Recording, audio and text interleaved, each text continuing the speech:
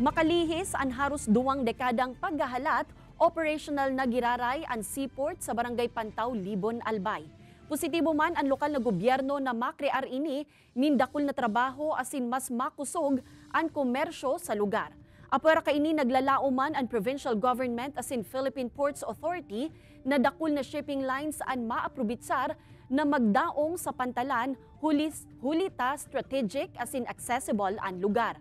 Alagad sa ngunyan, prioridad digdi ang cargo vessels asin sa mga masunod na aldaw, bukas na ini sa passenger vessels. Pigsyarto man kan Philippine Coast Guard ang seguridad kan mga biyahero sa nasambitan ng lugar.